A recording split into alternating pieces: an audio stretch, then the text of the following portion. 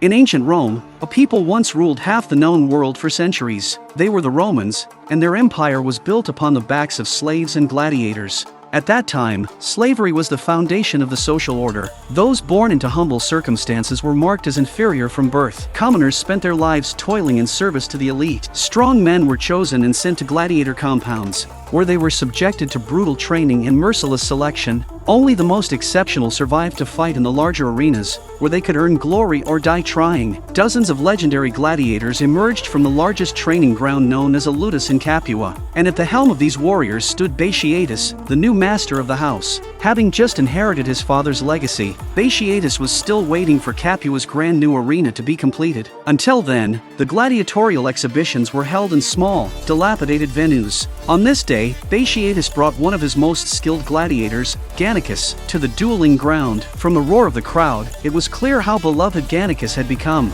But in ancient Rome, strength alone did not earn respect. Though Batiatus was one of the most capable Lenistus gladiator owners and trainers in the empire, he was relegated to a distant seat, far removed from the dignitaries, while Vettius, a rival Lenista, enjoyed a place of honor. Vettius also operated a gladiator training ground and maintained long-standing relationships with influential officials. Determined to rise above his current station, Batiatus sought to prove his worth through bold ambition. To do so, he needed to attract the favor of the political elite, and Vettius would serve as the stepping stone.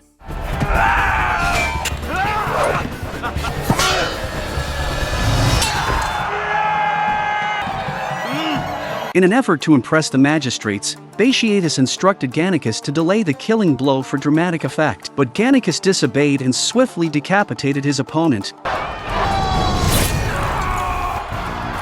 Though Salonius offered quiet reassurance, Batiatus could only walk away in frustration. Later, they discussed the upcoming opening of Capua's new arena. Entry into its competitions would be limited, and Lenistas had to gain official approval to participate. These coveted rights were controlled by the powerful Tullius and the city's elite. Unfortunately, Vettius held close ties to Tullius, who also oversaw the construction of the new arena. In a bid to gain Tullius' favor, Batiatus took a walk through the market and stumbled upon a street brawl involving a slave.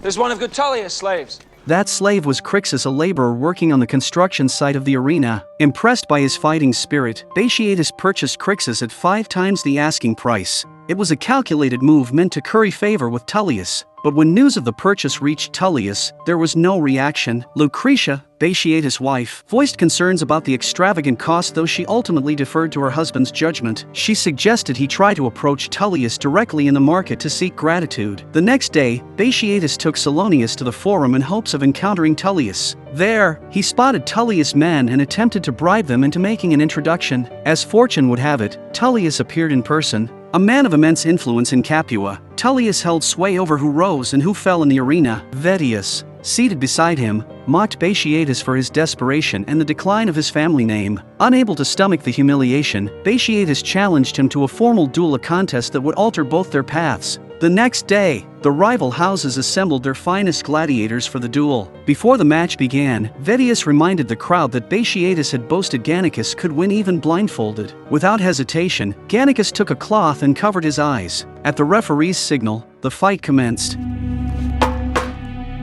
Been removed from my... Despite being blindfolded, Gannicus relies on years of training and keen instincts, tracking his opponents by sound alone.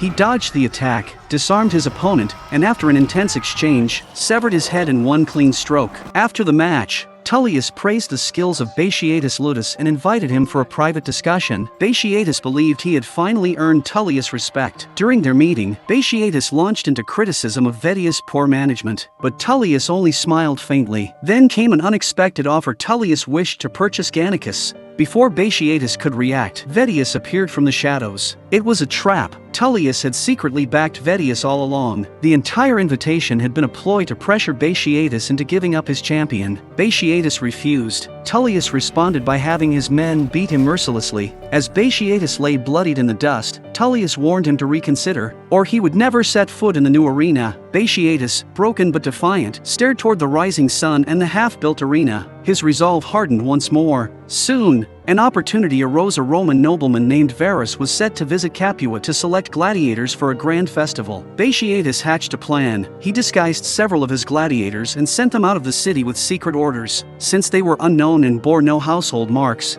their identities would remain hidden. He promised them their official gladiator marks, symbols of status and recognition if they succeeded. One pretended to be a servant of Verus and lured Vedius into an alley. There, Ashur and his men lay in wait and ambushed Vedius and his guards. We pass through here. Dominus, we must. Vedius was left beaten, humiliated as he had once done to Batiatus. Meanwhile, under the tutelage of Enemaus, Crixus advanced quickly through the ranks. With time, he showed signs of greatness.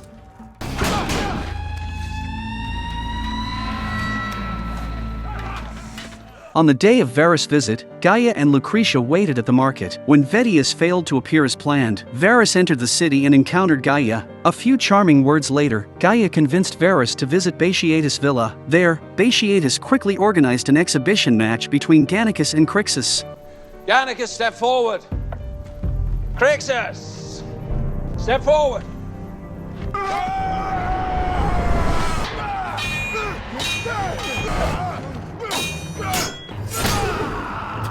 Emmaus has trained you well.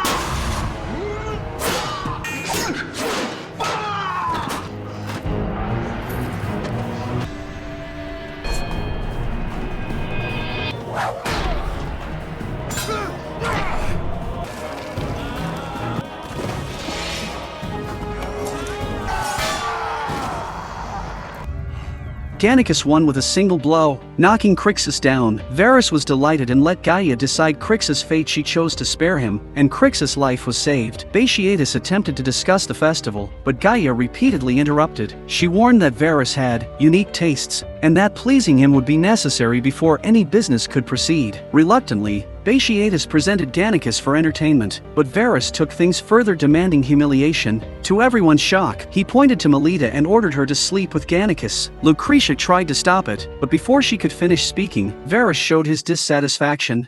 Desperate to stay in Verus' good graces, Batiatus agreed to the demand. Gannicus and Melita, both burdened with emotion, obeyed in silence. Remove the dress. Meanwhile, the coach at the training ground was visibly pissed after receiving the order from above. In his opinion, a true gladiator should go through a lot of selection and training before becoming a gladiator, rather than being branded just because he completed a task. However, he had no choice but to obey the order, and there was no room for him to push back at all. He couldn't stand their desecration of this sacred ritual. He raised the iron rod and was about to smash Ashur, but Enemaus stepped in and stopped him. Before that, Quintus had a big argument with the coach, insisting that he wanted Enemaus to be the coach. The coach was furious with Quintus and took out his frustration on Enemaus. The coach had dedicated his entire life to this field. In his desperation, he was hell-bent on seeking death and forced Enemaus to fight him. Although Enemaus hesitated, the coach's fierce attack left him no choice.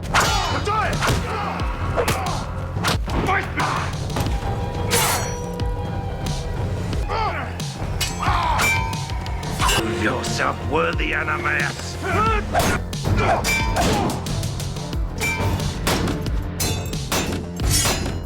He pushed Anamios to the edge of the cliff, leaving him no way to retreat, but Anamios accidentally gave the coach a fatal blow. The coach, who wanted to commit suicide, eventually died at the hands of his most proud disciple. At that moment, Anamios felt extremely sad.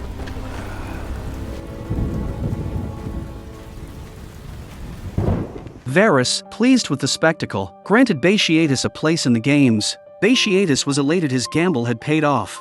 At this time, Enemaus suddenly came to see Quintus. He told Quintus about killing his coach and felt deeply guilty. He wanted to seek comfort from his wife, and Quintus agreed to his request. Gannicus and Melita were both immersed in heavy thoughts. Gannicus no longer smiled brightly and was full of charm as before. Enemaus also felt remorse for killing his coach. However, Enemaus did not know that his wife was also seeking comfort and felt guilty. This was the fate of Roman slaves. They could not make their own choices and could only obey their masters. This was a helpless reality that could not be changed.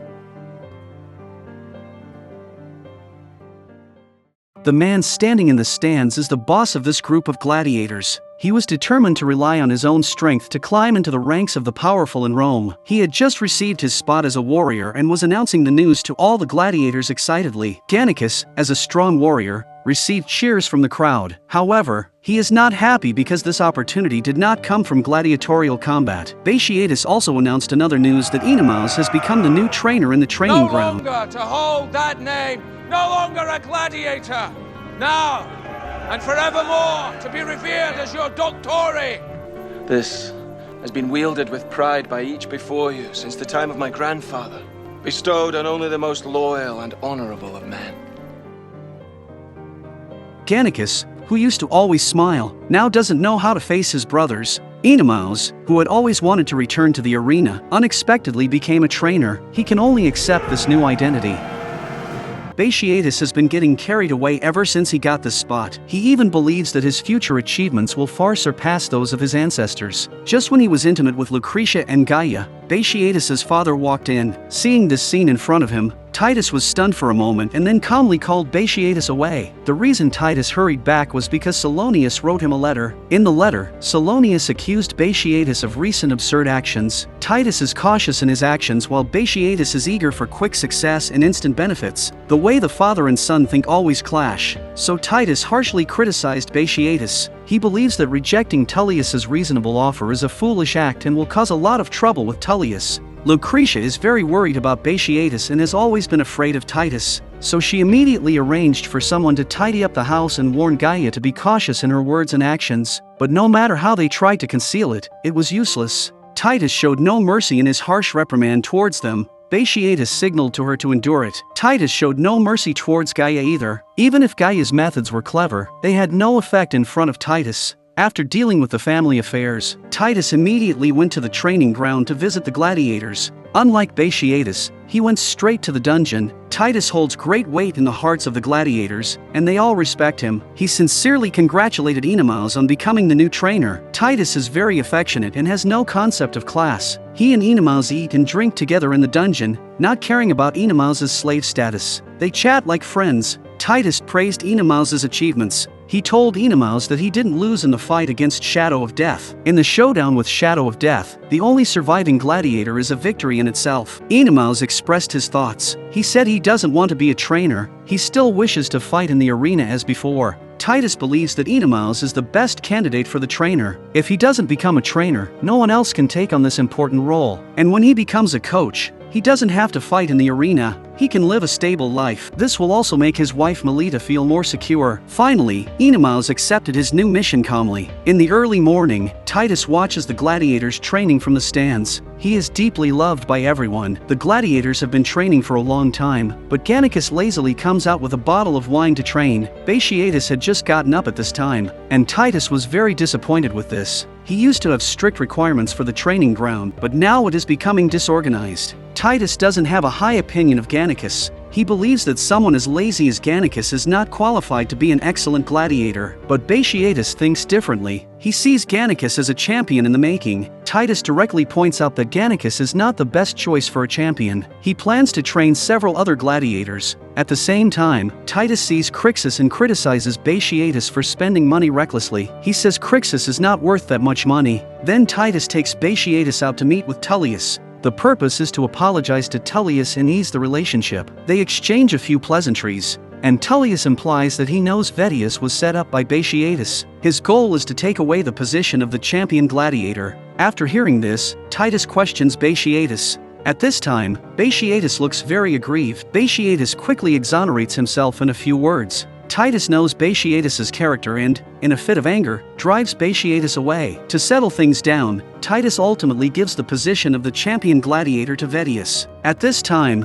Batiatus's plans are disrupted by his father's return. He complains to his wife. His father's return means that his career will be stalled. First, he gives up the position of the champion gladiator to Vettius and asks Batiatus to apologize to Varus, falsely claiming that Gannicus is injured and cannot participate in the main god festival's competition. Although Batiatus's family does not have the position of the champion gladiator, they can choose other gladiators to compete. However, the requirement is for their own gladiators to compete against each other, and the selection is arranged by Tullius. Crixus is among them. Batiatus is very angry. He has worked so hard, but after his father returns, everything goes back to square one. But he cannot change Titus's decision. Titus tells him that all of this is the price paid for Batiatus's scheming with powerful people.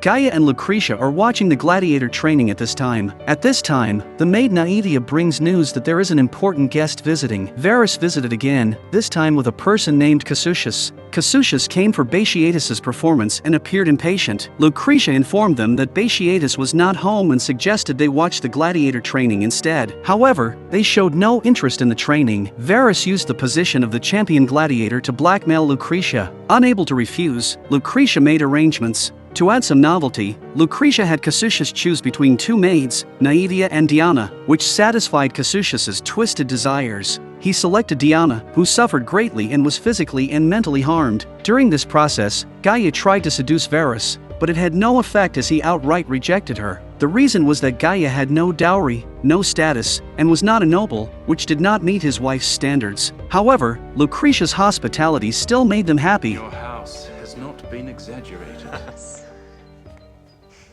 Although Ashur and a few others got the gladiator markings, they did not gain recognition from other gladiators. They were often tortured by the Barca, who believed that gladiator marks obtained without combat were invalid. Barca and Acadius raised many birds together. In order to retaliate against Barca, Ashur ate their bird. Barca found Ashur and they got into a big fight.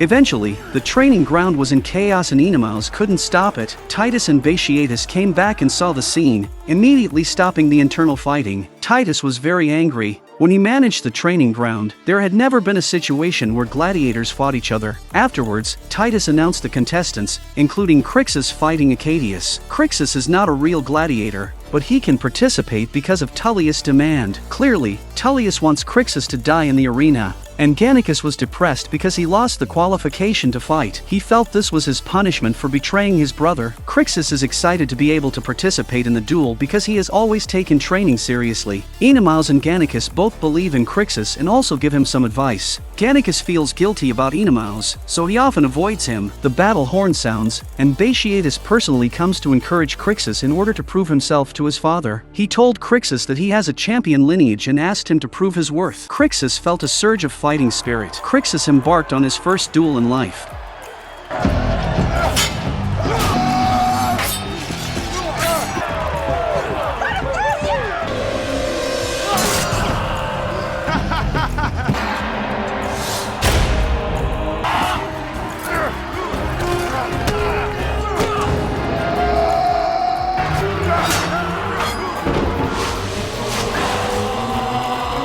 In the end, he defeated Acadius, but accidentally killed him by not controlling his strength. It was the first time Crixus received applause from the audience.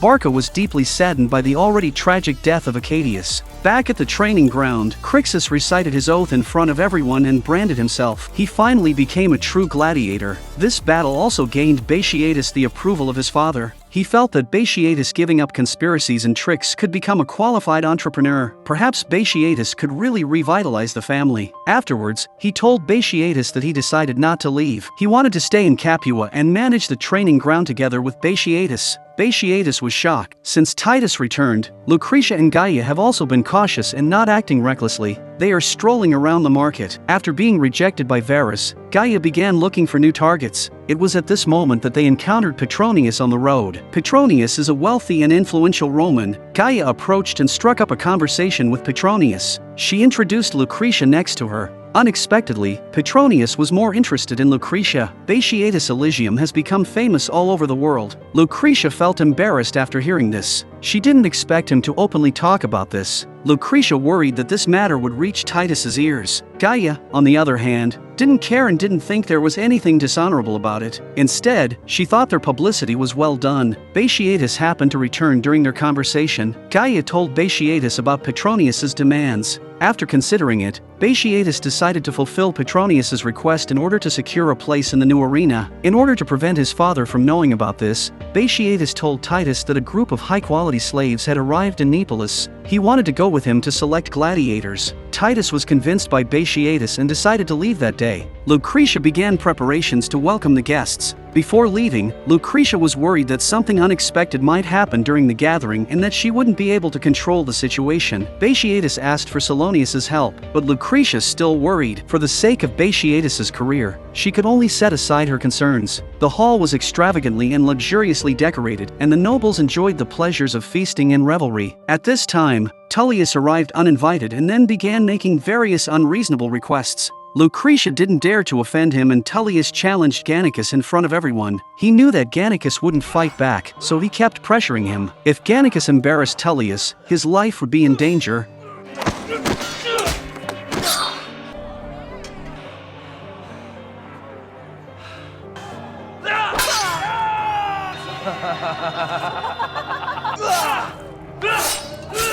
So he had no choice but to keep dodging and not fight back. But Tullius insisted on killing Gannicus. In front of everyone's eyes, Gannicus, who never admitted defeat, was ultimately defeated by reality. He raised 2 fingers to surrender, but Tullius, ignoring the rules of the gladiators, was still preparing to attack. The man gives the missio. The match is yours. God of the arena. Saved by a woman. Then she asked Melita to take Gannicus down for treatment. When they were treating their injuries in the training field, Gannicus couldn't help but express his feelings to Melita. It turns out that since what happened last time, he has a different feeling towards Melita. In order to ease the relationship between Tullius and the Batiatus family, Gaia took Tullius to a room in the back hall of the mansion. Watching Gaia's figure leave, Lucretia was very moved. After the banquet, the dignitaries gradually left. Before leaving, Petronius promised to discuss the settlement of the new arena with Batiatus. Then Lucretia went to find Gaia. Unexpectedly, Gaia was killed by Tullius. When the father and son heard the news, they quickly rushed back, and Titus quickly understood the whole story and became extremely angry. You helped set this in motion, and now claim innocence in the outcome. I claim vengeance. His life for hers. I will see him dead. Melita felt guilty and deliberately avoided Gannicus. She loved her husband, but Gannicus remained in her heart, causing her inner conflict. I would risk everything for you. When Melita opened her eyes, Gannicus' throat had already been pierced. His blood fell on her body, and Enemaus stared at them fiercely. As he prepared to stab Melita with his sword, she woke up from a nightmare.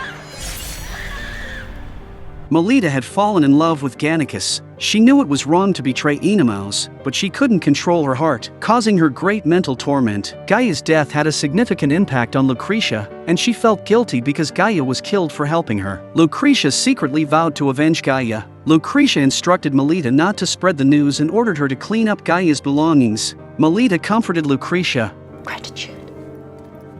The old arena in Capua was about to hold its final match. Batiatus had not yet qualified to enter the new arena, and he was anxious. He complained to Salonius. However, Salonius told Batiatus that he had been invited to compete by the administrative officer. Batiatus was very happy for Salonius when he heard that he could enter the new arena. He then talked about family life issues. Titus made him choose between the family and Lucretia. Salonius secretly rejoiced upon hearing this because he had long planned for Lucretia. He advised Batiatus to focus his thoughts on the training ground and continue to work hard for the family's career. Many new gladiators were coming to the training ground. Everyone was training seriously, especially Crixus. He trained hard and improved quickly, and he got along well with everyone. Among the bought gladiators, only Ashur was the weakest. Because of his bad character, he was ostracized by everyone. Because his strength was too poor and he often framed his companions, his behavior made everyone look down upon him. At this time, he did not know that Dagon could already understand some of their language.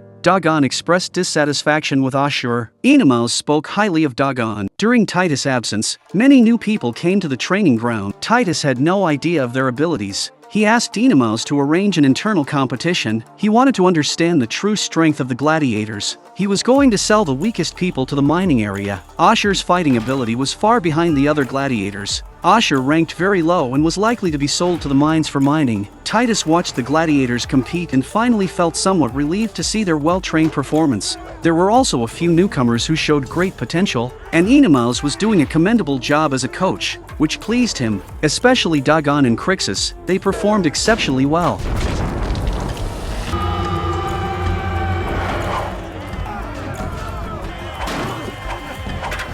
Titus secretly praised his son's talent. However, he had always been biased against Gannicus. Gannicus won the competition even though he was injured, but Titus couldn't stand his laziness. Titus was a very traditional person, so he had never liked Gannicus. Melita always silently watched Gannicus, and the two of them shared a mutual understanding but could only look at each other from afar. On the training ground, Crixus's strength was growing stronger and stronger.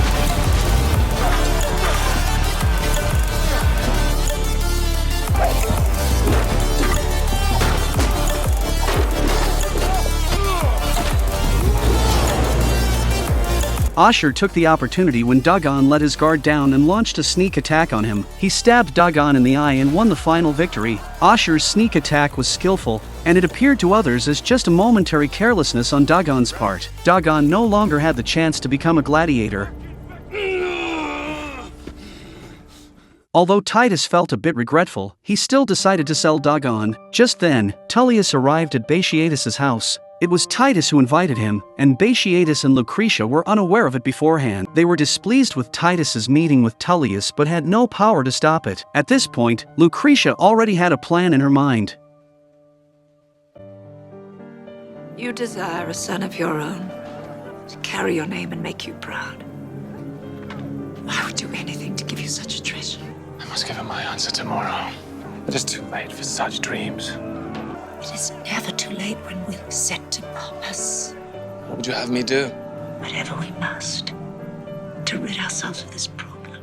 Titus invited Tullius because he wanted to repair their relationship. Tullius gave Titus a bottle of fine wine. He maintained a friendly attitude and came to negotiate terms. He wanted to buy Gannicus. In return, Batiatus would be granted entry into the new arena. Titus didn't want to deepen the conflict, so he agreed to Tullius's request. Batiatus strongly opposed it, stating that Gannicus was very talented and would undoubtedly become the champion of Capua's new generation. Titus did not listen to his advice and sought Enemaus' opinion, but Enemaus also disagreed with selling Gannicus. Titus trusted Enemaus and believed that his judgment was fair. Titus made a concession. If Gannicus became the champion in the internal competition, he would keep Gannicus. Melita was very worried about Gannicus, and just when she didn't know what to do, Gannicus appeared. I have vowed to 1,000 times a day to return to drink and whores forcing you from my mind. Then I catch a glimpse of you, and my world ends.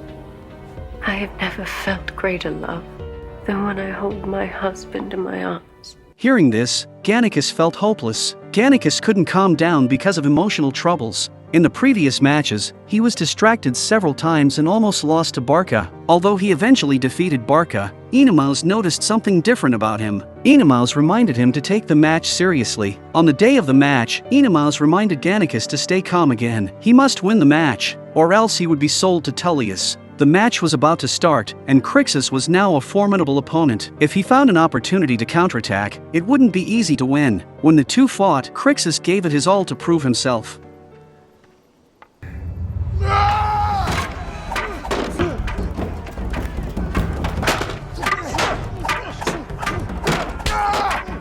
He was determined to win, but Gannicus still had the upper hand. Gannicus was caught off guard and got hit by Crixus' sword. Seeing the blood on himself, Gannicus became serious. After all, there is still a gap in strength, and Crixus soon fell into a disadvantage.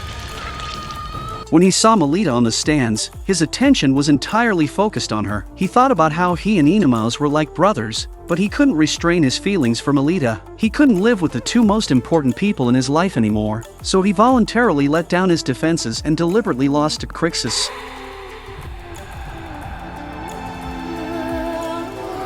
Crixus seized the opportunity to knock Gannicus down and became the champion of the internal competition. Gannicus lost the match as he had wished, and he could finally leave this place of sorrow.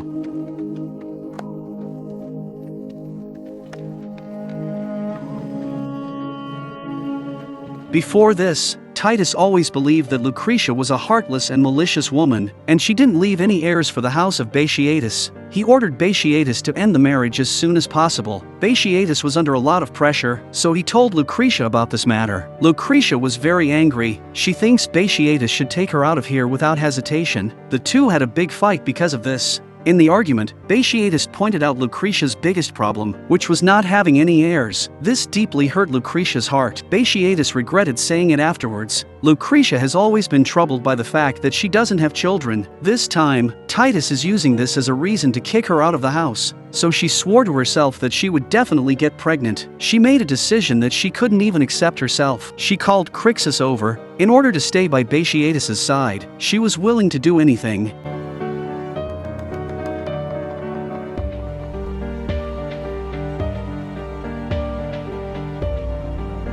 Not long ago, Titus brought Batiatus to the old arena. He talked to Batiatus about the family's history and his expectations for Batiatus. He hoped that Batiatus would choose the family business and give up on Lucretia. Batiatus quietly picked up a stick, preparing to attack his father.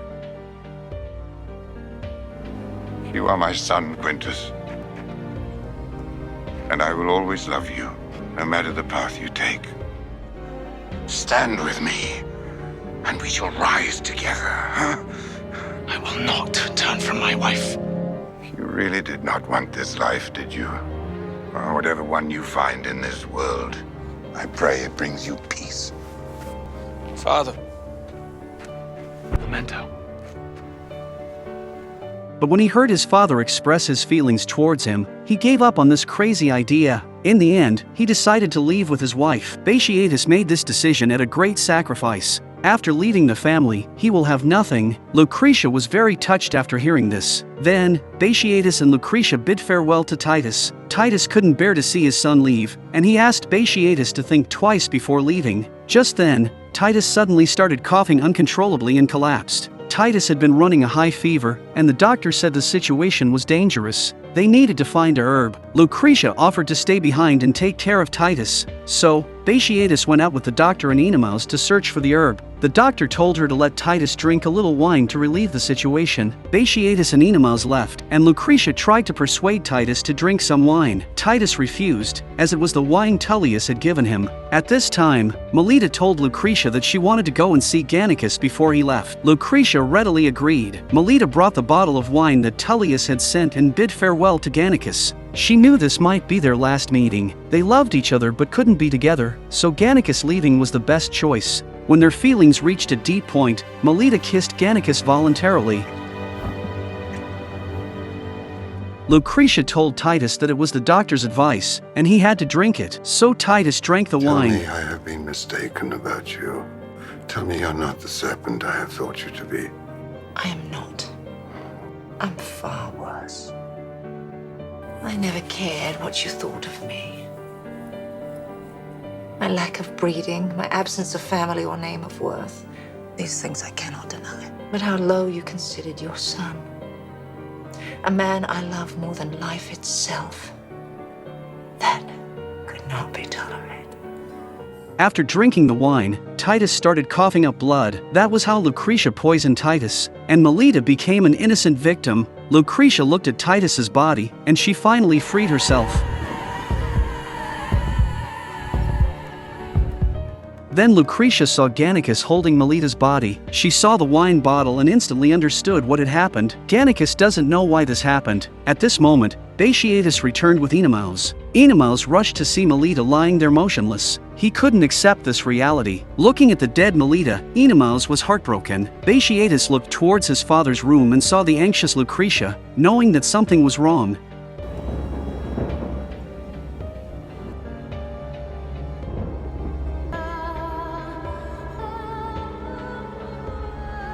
Batiatus looked at his dead father and knew that he had died from drinking Tullius wine. He was furious and it was all Lucretia's plan. Batiatus decided to seek revenge against Tullius. Meanwhile, Gannicus and Enemaus believed that Melita had died from drinking Tullius wine, and they harbored deep hatred towards him. Lucretia got her wish. No one will let her leave Batiatus again. She successfully put all the blame on Tullius. It's just that Melita's death made her a little sad. Melita's death gave her 2 more helpers to help her kill Tullius to avenge Gaia. The next day, Batiatus held a funeral for his father. He was deeply saddened, and many people came to mourn. The arrival of the administrative officer provided some comfort to Batiatus. Shortly after, Vettius also arrived and informed Batiatus that Titus had promised to sell Gannicus to him. He came to urge Batiatus to complete the transaction. Vettius demanded that Batiatus complete the transaction early the next morning. The Titan. Batiatus was furious, but Salonius and Lucretia restrained him. Vettius threatened Batiatus that if he didn't sell Gannicus, he would never have the chance to join the new arena. After the funeral, Batiatus brought out the contract between Titus and Tullius and revealed its contents to Gannicus. Batiatus was torn because he did not want to sell Gannicus, but in order to participate in the new arena competition, he had to do this. Gannicus then proposed that Batiatus sell him to Tullius. He wanted to get close to Tullius and then kill him. However, Batiatus refused Gannicus' request. He said the plan had loopholes and was not feasible. He claimed to have a more perfect plan and wanted Gannicus to stay and help him complete the mission. At this time, Salonius was still at Batiatus's house, and Batiatus informed him of his plan. He informed Tullius of Batiatus' plan and said that they were going to put Tullius to death. Tullius was furious and believed Salonius' words. He immediately gathered his men and went to the meeting place. Sure enough, Batiatus was there, but he was not alone. There were Gannicus and other gladiators beside him. These gladiators were carefully selected by Batiatus, and this was part of his plan with Salonius. Tullius realized that he had been deceived.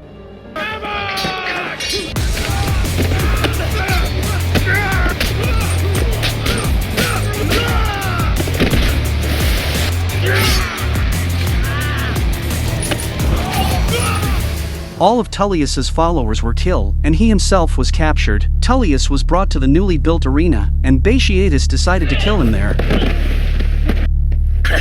Now, let us come to terms. I will see your house take prominence in all upcoming games. More. Speak desire and see it attended. I desire to see you suffer as I have suffered at your fucking hands. I should have had your life at the beginning of this. The mistake is mine, having stayed hand in respect of your father. Respect. Pay it to the remains of the man himself. Tell him! Tell him! Why should I strike against your father? He was an honorable Roman. A man who knew his place.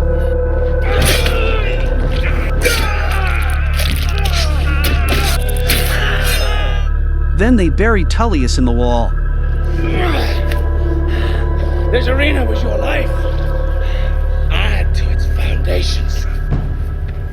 Enemaus and Gannicus were unaware that Melita's death was not caused by Tullius. The opening ceremony of the new arena was held as scheduled. The administrative officer and a group of Roman dignitaries came. This time Batiatus sat on the VIP table like them. Salonius and Vettius also arrived. Vettius explained to everyone that Tullius had left to deal with business matters and entrusted him to bid farewell on his behalf. Tullius would not return to Capua for a short period of time, and Batiatus needed to hurry to join him. They no longer intended to run the gladiator training grounds, and all of this was part of Batiatus's plan. Because only Vettius's words would be believed by the administrative officer, no one would go looking for Tullius, and over time, he would be forgotten. Vettius did this because he was threatened by Salonius. Without Tullius's support, he lacked leadership abilities and had to comply with Salonius's demands. Before leaving, Vettius publicly announced that he would hand over all the gladiators from the training ground to Salonius and then left. Now, Salonius has become the largest operator of the Capua training ground. Batiatus privately asked Salonius what was going on, and Salonius confessed that he had had enough of Batiatus's way of handling things. Batiatus's impulsive actions often caused trouble for him. Batiatus never treated him like a brother, and now he wants to completely break ties with him. From that moment on, Batiatus and Salonius became mortal enemies. The opening ceremony was a large-scale duel.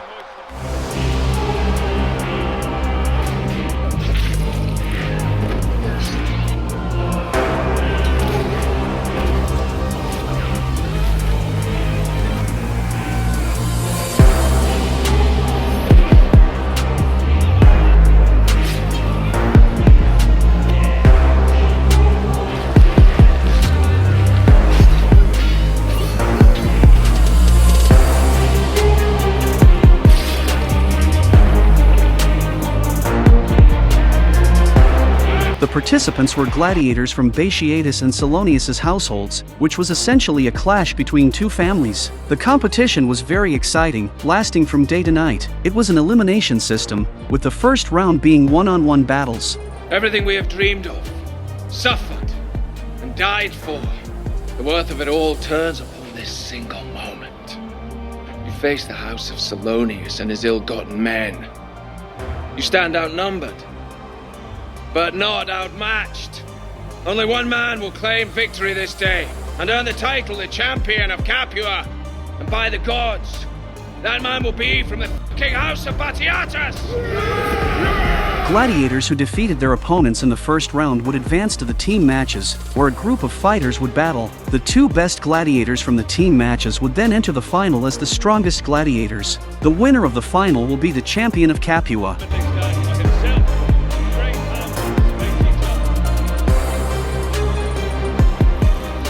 And it is fire that shall bind them in final contest.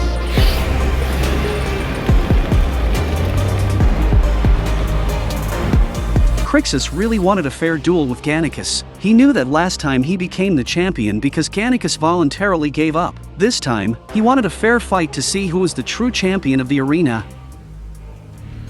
The participants who made it to the team matches were Gannicus, Crixus, Ashur, and Dagon. With a command from the administrative officer, the gladiators of Salonius and Batiatus began their fight to the death. The scene was extremely intense.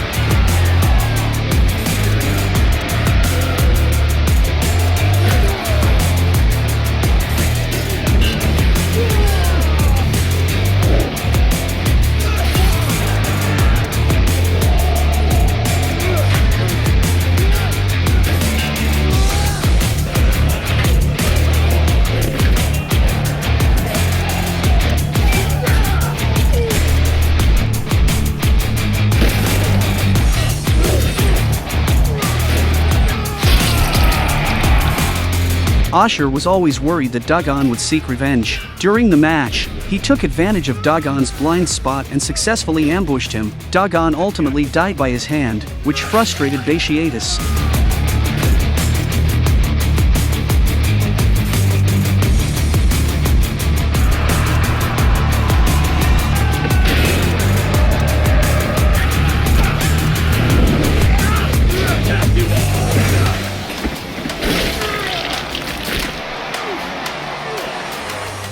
As time passed, there were only a few gladiators left on both sides. Gannicus fought against the opposing gladiators. Ashur tried to convince Crixus to join him in ambushing Gannicus. When Crixus saw that Ashur intended to attack Gannicus, he stabbed him in the leg. Crixus only wanted a true duel with Gannicus. Now, there were only 3 gladiators left in the arena. Crixus and Gannicus teamed up to fight against the opposing gladiators. The opponent was quite strong. Even Gannicus and Crixus couldn't defeat him even though they teamed up. Gannicus was kicked to the ground and Crixus was injured. Fortunately, Gannicus pushed Crixus out of the ring of fire and saved his life. The opposing gladiators seemed to have endless strength. Finally, Gannicus was defeated by him.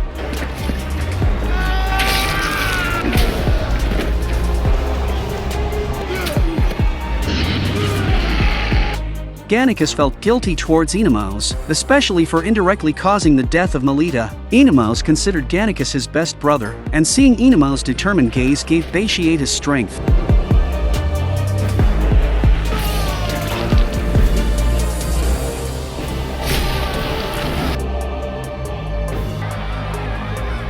In the end, Gannicus won. Meanwhile, Salonius told the administrative officer that today was a special day. With the completion of the new arena, they should consider granting freedom to Gannicus. Batiatus quickly opposed and questioned the reason behind this suggestion. Salonius explained that Gannicus was the first champion in the new arena, and it would give meaning to have the first champion. The administrative officer thought it was a great suggestion and decided to have Batiatus train a new gladiator. Without giving Batiatus a chance to speak, the administrative officer made the decision directly. Batiatus had no choice but to agree. Finally, the administrative officer announced the result at the VIP table. Gannicus has proven himself to the city of Capua. Let him be rewarded with freedom. both always fretting about what tomorrow may bring.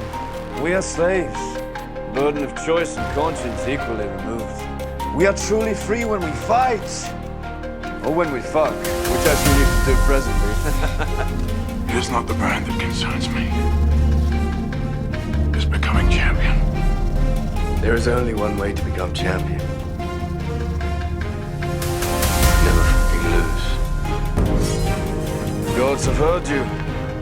They present opportunity to become champion.